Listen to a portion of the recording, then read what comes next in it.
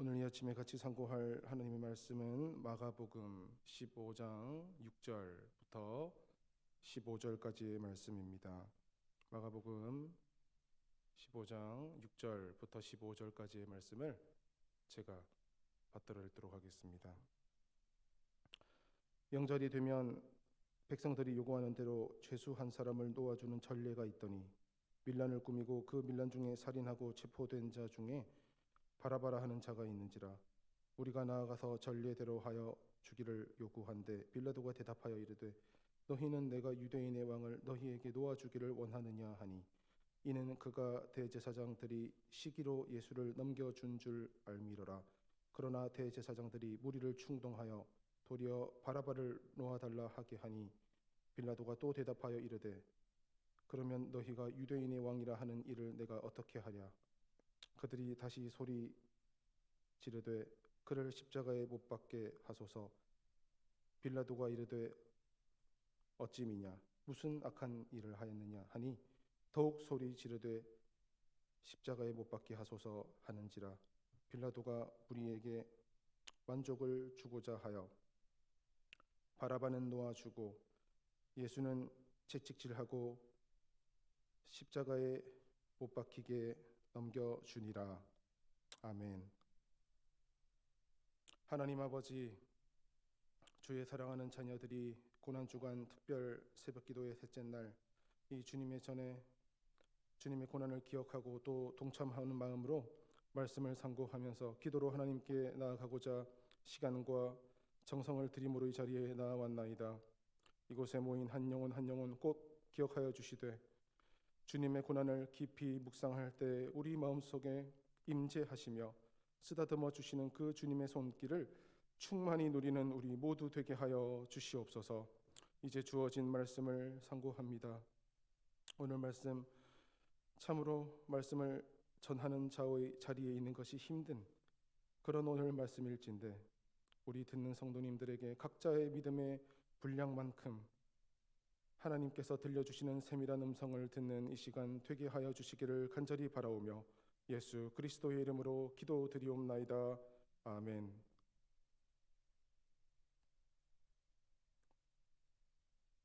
영절이 되면 백성들이 이 사람입니다 라고 요구하면 죄수 중에 한 사람을 놓아주는 전례가 있었다 라고 오늘 보면 첫 절이 우리에게 말해줍니다. 황제의 권한을 가졌던 이 이스라엘 땅을 다스리는 최고의 권력자인 총독이 백성들이 원하는 대로 한 사람은 무슨 죄를 지었던지 간에 용서해주는 그런 전례, 그러니까 특사입니다. 특사. 그리고 지금 여기서 얘기하는 명절은 유월절입니다.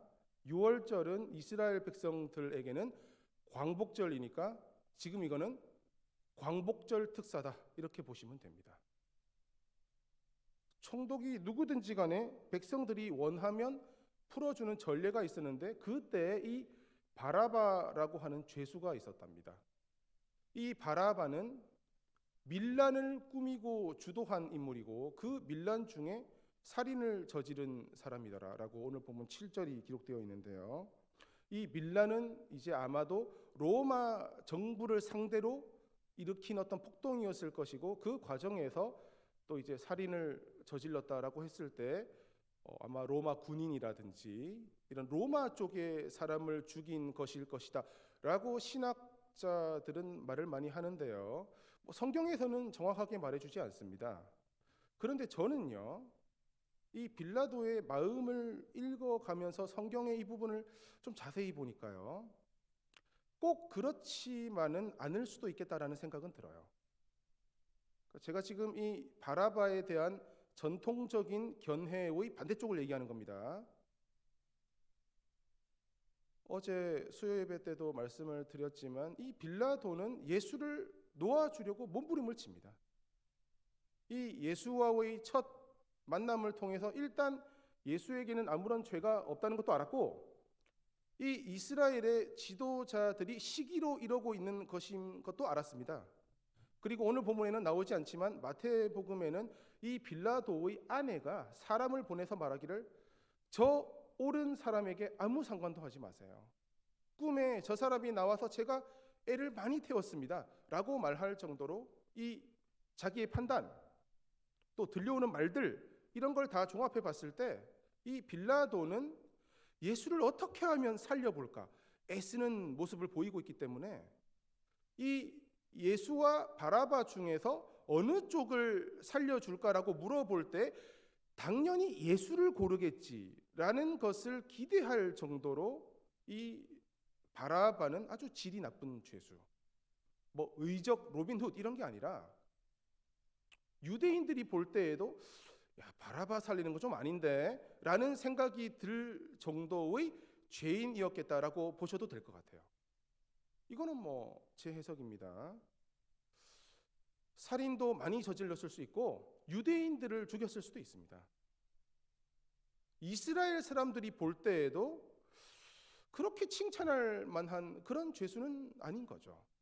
이스라엘이 볼 때에 훌륭한 죄수라면 말할 필요도 없이 바라바를 놓아주라고 하지 않았겠습니까? 그런데 오늘 본문 11절을 보셔도 대제사장들이 무리를 충동해서 도리어, 이 도리어라고 적혀 있습니다.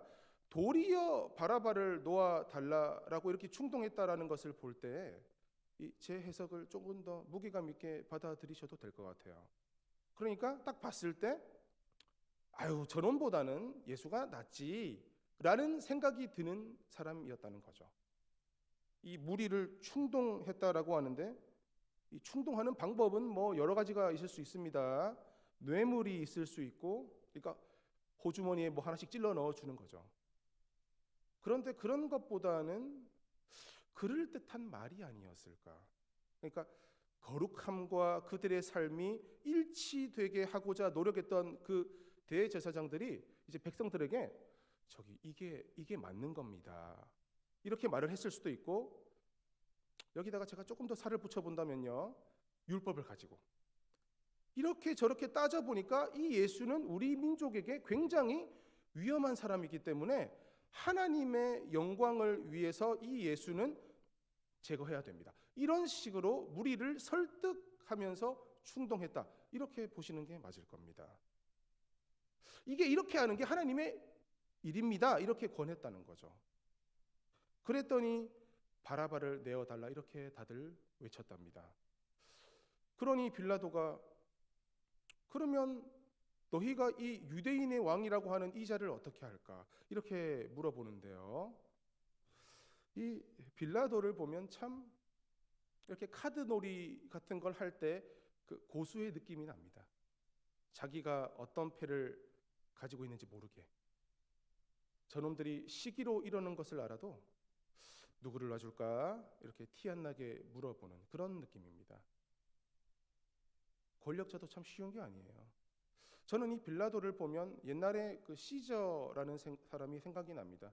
지금의 그 프랑스 땅을 점령했던 기원전 50년 정도의 갈리아 지역에 가서 전투하면서 쓴 이 갈리아 전기를 보시면요, 시저가 참 그렇게 애를 씁니다.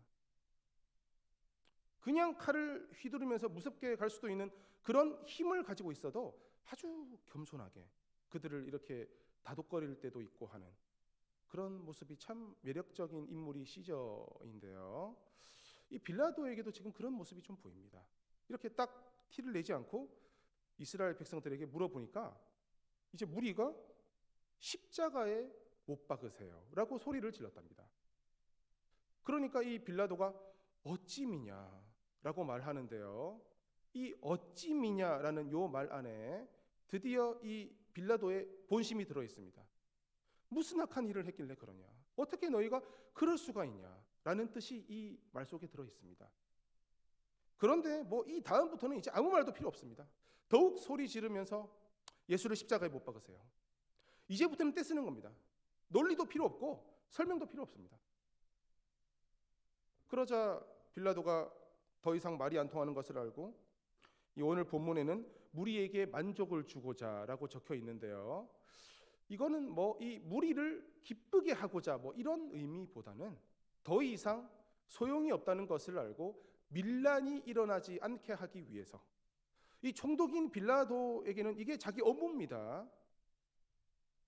마태복음에는 물을 가져다가 씻으면서 나는 이 사람의 피에 대해서 무죄하니까 너희가 짊어져 라고 말할 정도로 예수를 살리려고 했지만, 우리와 우리 자손에게 피를 돌리겠습니다 라고 말하는 이 무리들에게 이제 그냥 손을 들고 마는 그런 모습이 이 오늘 본문의 말씀입니다. 저는 이 빌라도가 참 무슨 잘못을 했는지 잘 모르겠어요. 지금 밀란이 일어나려고 해요. 이 이상 빌라도가 할 수 있는 일이 뭐가 있겠어요? 이거는 총독으로서의 자신의 역할입니다. 빌라도는 더 이상 우리가 뭐라고 말할 수 없을 정도로 자기가 할 도리를 다 한 것 같아요. 물로 손을 씻는 게 뭐 무슨 의미가 있겠습니까마는 그래도 나는 무관해 이렇게 말했고, 이 무리들은 우리와 우리 자손들에게 다 돌리세요. 이 목적을 달성하기 위해서는 아무것도 보이지 않고, 또 이게 얼마나 무서운 말인지도 모르는, 그냥 내뱉는 이런 모습. 오히려 빌라도는 그 무서움을 알고 손을 씻었어요. 이 무리들은 몰랐다는 거죠. 그래서 채찍질하고 십자가에 못 박히게 넘겨주었다라고 오늘 본문이 끝이 납니다. 이 십자가에 못 박히게 넘겨주니라라는 이 오늘 본문을 끝내는 이 문구를 저는 오늘 말씀의 제목으로 정했습니다. 그러니까 이게 무슨 말인가 하면, 첫째로는 대제사장들과 백성의 장로들의 뜻이 이루어진 거죠. 이 뜻이 이루어지기 위해서 그들은 만날 때마다 모여서 회의를 하고 빌라도 앞에서 온갖 말을 하면서 고해바치고, 또 그 총독의 마음이 이제 어디 있는지를 아니까 백성들을 충동해서 기어이 이 일이 이루어지게 했습니다. 자, 지금 이들은 하나님의 일을 하고 있습니다. 이거 지금 하나님의 일을 하고 있는 겁니다. 빌라도 같은 세상 사람들의 눈에 볼 때에는 그들이 시기로 행동하고 있는 것처럼 보여도, 이 대제사장들은 이거는 지금 하나님의 일이다라는 확신을 가지고 지금 이걸 진행하고 사람들을 충동시키면서 하나님의 일에 동참케 하고, 또 빌라도가 어떻게 할 수 없게 이렇게 딱 판을 만들어서 결국 이루어냈습니다. 여기서 제가 든 생각이 뭔지 아세요? 와, 이들은 얼마나 감사했을까. 드디어 예수를 죽이게 됐을 때 할렐루야 하나님 감사합니다. 그들은 이랬을 수 있어요. 건배 했을지도 몰라요. 그런데 오늘 본문 요 말씀의 제목, 예수를 십자가에 못 박히게 넘겨주니라, 이게 뭔가 하면요, 정말 하나님의 뜻이 이루어진 겁니다. 하나님께서 이 길을 예비하신 거예요. 예수가 십자가에 달리면서 죽음으로 우리의 죄를 대속하시고 부활하시면서 이제는 정말 그 십자가가 하나님의 능력이요 지혜구나라고 고백하는 이 우리 믿는 자들과 같은 이런 새로운 종자들이 나오게 되는 그 일이 지금 이것 때문에 이루어진 거예요. 그러니까 진짜로 이 대제사장들과 백성의 장로들이 하나님의 일을 한 거죠. 예수도 하나님의 일을 했고 이 대제사장들도 하나님의 일을 했습니다. 마음에 안 드세요? 왜 아멘을 안 하세요? 아멘 잘 안 하신 거예요. 그러니까 오늘 말씀의 제목은요, 하나님의 일이 이루어진 것을 말해주는데요, 그런데 예수님하고 대제사장들하고는 큰 차이가 있습니다. 그게 뭐예요? 예수는 죽고 저들은 죽이고, 예수님은 내가 죽고 저들은 네가 죽고, 십자가는 딱 하나인데 누구는 죽는 쪽이고 누구는 죽이는 쪽인데, 어쨌든 이 양쪽이 각자 하나님의 일을 한다라고 하면서 하나님의 일이 이루어졌습니다. 우리 인생들, 특히 우리 믿는 자들은요, 항상 하나님의 일을 해 나간다고 하면서 살아가고 있는데요, 누구는 누구를 죽이면서, 누구는 자기가 죽으면서. 무슨 말인지 아시겠어요? 자, 이거 이렇게 다시 한번 말씀드려 보겠습니다. 예수님도 안 죽고 싶었어요. 근데 이 잔을 내게서 좀 옮겨주세요 라고 그러면서도 하나님의 뜻이라면 제가 갈게요, 그렇게 하면서 갔고, 이 대제사장들은 하나님의 뜻은 똑같아요. 지금 하나님의 뜻은 이 십자가가 이루어지는 게 맞는데 그들은 자기들이 원하는 것을 했습니다. 오늘 말씀 딱 이렇게 보시길 바랍니다. 이거 대단히 중요합니다. 우리 믿는 자들에게 있어서 하나님의 일은 정해져 있지 않습니다. 십자가에 죽는 것, 그게 하나님의 일이야, 이렇게 정해져 있는 것이 아니고 십자가의 길을 어떻게 가느냐 하는 것에서 이게 하나님의 일이 될 수 있고 내 일이 될 수 있다는 거예요. 여기서 신앙인은요, 우리가 어떤 자리에도 지금 들어갈 수가 있는데 하나님의 뜻에 맞춰서 내 뜻을 죽이는 것이 신앙인입니다. 우리가 무슨 일을 해 나갈 때 다 하나님의 이름으로 합니다. 그런데 그때 내가 좋아 보이는 일 쪽에 안 가는 게 믿는 자예요. 보암직도 하고 탐스러운 그쪽으로 안 가는 게 하나님의 일을 한다라는 거죠. 저는 오늘 말씀 준비하면서요, 나는 언제 목사 그만두나 이 생각했어요. 저는 정말 목사 그만두는 날에는 감사할 것 같아요. 살아가시는 동안 신앙인들은 죽는 길 찾아가세요. 제가 지금 이 말씀 드리는 겁니다. 이게 지금 성도님들한테 할 소리예요. 저 정말 오늘은 우리 성도님들 피곤하실 텐데 많이 안 오셨으면 좋겠다 이 생각도 했어요. 우리 이런 비슷한 말 많이 주고받고 살잖아요. 우리가 죽어야 됩니다 이런 말요.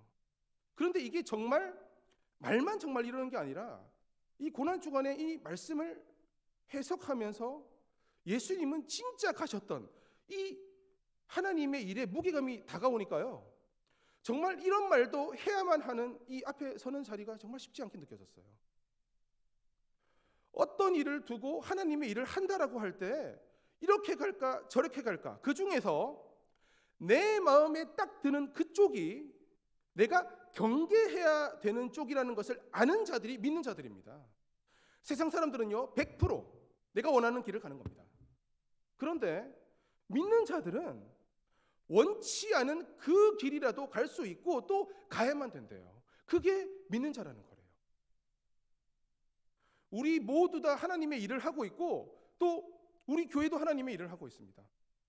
제가 피를 토하는 심정으로 말씀드립니다. 우리 믿는 자들에게 있어서 하나님의 일은 그 일이 이루어지고 안 이루어지고와 아무 상관이 없습니다. 우리는 스스로 속이지 않아야 합니다. 내가 원하는 것을 하느냐, 내가 원하지 않는 것도 하고 있느냐, 이거 물어보면요 답 딱 나옵니다. 우리는 본능적으로 내가 원하는 쪽으로 갑니다. 이 대제사장들은요 결국 자기들의 원하는 것을 성취했습니다. 물론 하나님께 영광을 이렇게 했을 거예요.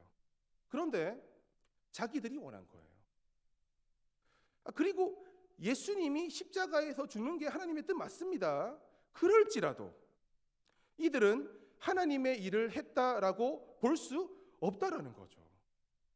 제가 이런 생각까지 해봤어요. 이들은 기뻐서 축배를 들면서 하나님 감사합니다 이렇게 했을 거예요. 그런데 그 기쁨이 얼마나 갔을까? 영원히 그들은 시기와 질투 가운데 살다가 갔을 겁니다. 베드로를 비롯한 사도들에게 여전히 시기와 질투로 그들을 가두고 예수의 도를 전하지 못하게 하는 거 보면요 제 말이 맞습니다. 이것이 바로 내가 원하는 것을 하면서 살아가는 인생의 정체입니다. 제가 성경 전체를 다 묶어서 말씀드립니다. 내가 죽는 길이 되는데 하나님이 원하시는 길이라서 억지로라도, 아시겠어요? 울면서라도 씨를 뿌리는 심정으로 그 길을 가다 보면요 거기에는 생명이 있답니다. 그 생명이 진짜 생명이래요. 성경 전체와 지금까지 지내온 우리들의 삶은 그것을 정확하게 말해줍니다. 하나님 때문에 내가 죽음으로 죽음으로 가면 거기에 진짜 사는 길이 있대요. 그런데 진짜 반대의 길, 이 반대의 길, 내가 좋아해서 택하는 그 길은요, 며칠 못 갑니다. 그리고 결국 우리의 영혼을 갉아먹게 될 거예요. 한번 지나온 모든 삶의 순간들을 돌아보시면서